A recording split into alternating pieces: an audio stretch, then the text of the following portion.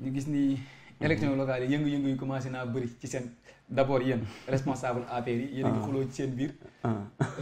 ba pare ngeen di xuloo waa coalition bi nga xam ne moom ngeen bokk muy Benno Bokk Yaakaar. ok lan moo waral loolu. bon xuloo peut-être c'est trop dur neel wax yi bëri na ak xëccoo mais loolu yow xamul c'est normal c'est àdduna bi foo mënti dem c'est la même chose il y a rien de nouveau au Sénégal. man jàpp naa ne tant que ñu ngi koy def mu yem ci ay débat d'idées ay wax rek am jàmm am na. li bon mooy comme sànq li ñuy wax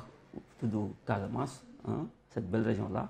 bay tudd affaire ay violence ay góom ay violence physique loolu la ñuy regretter voilà mais tant que débat la wax la rek mais loolu ça c'est même bien et ça nuit la démocratie xëccoo fu mu amul xamoon ne foofu benn affaire am na. ça me rappelle sama benn doyen qui disait que tant que ñuy wax rek xamoon ne am na jàmm. jàmm muy te am bés bu ñëpp noppee nga xam ne donc y a danger mais tant que ñuy wax di waxtaan ba sax peut-être egg sax ci xuloo boo xam ne jéggiwul dayoo moi je pense que loolu lu salutaire lu baax la parce que waxtaan mooy indi dëgg waaw après nag ku nekk daf ko war a accepter dans 4 mois je pense que lépp dañ koy dépasser nekk ci benn situation mais c'est normal actuellement ce qui est en train de se passer. léegi ñu gis ni comme ni nga koy waxee xëccoo bi mu ngi am par la suite ñu gis ni yow d'abord balaa ñëw peut-être ci kii sa bopp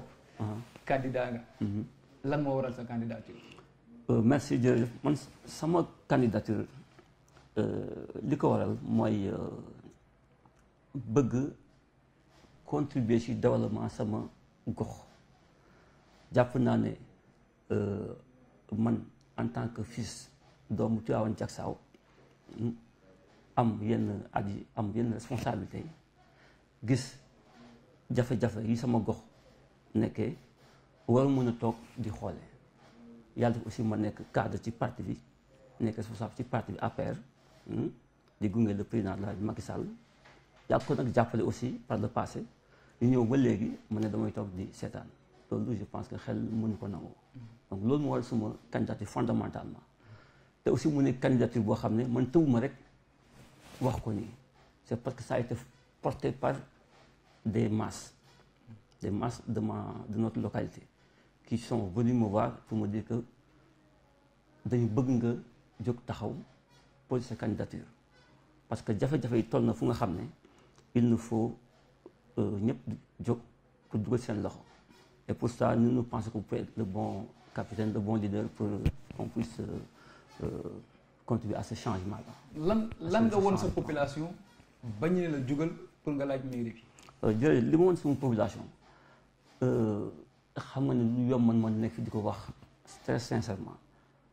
comme on dit ça bu du faute boppam. mais am na yéen yi nga xam ne war nga ci mën a junj tuuti di waral ndax élection locale lañ wax gox-goxaat ndax ku luy waa ji di wax ku tekkiwul dara sa gox. waa gox bi duñ la woon ne la defal ñu nangam. d'abord moi je voudrais dire que ne li gën a tax en réalité au-delà même de li ma def même bu dee lu néew la laay wax de déjà su ma xoolee man sama jaar-jaar ci wàllu liggéey administration parce que ça fait plus de 33 ans que ma nekk ci administration à des postes de responsabilité sama formation fi ma jaar mu nekk jaar-jaar bu gudd bu bari à des niveaux maintenant de responsabilité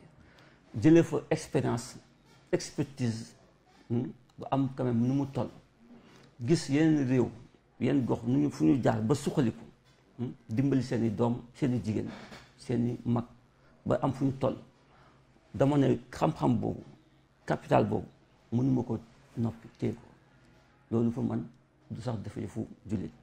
loolu benn ñaareel ba man taxaw ci wetu askan wi kooku dafa mas a nekk sama credo de vie kooku moom nee naa boo laajee ñi ma dëkk ak ñëpp nag de façon générale ku nekk am na lu mu si mën a wax lu bëree bëri mais ci wàllu daal social wàllu jàppale wàllu individuellement comme collectivement laay wax de def naa li ma si def bëri na lool te fii nag dara mënu fi umpe waaw mais je résume simplement pour dire que aussi bien sur le plan social sur le plan économique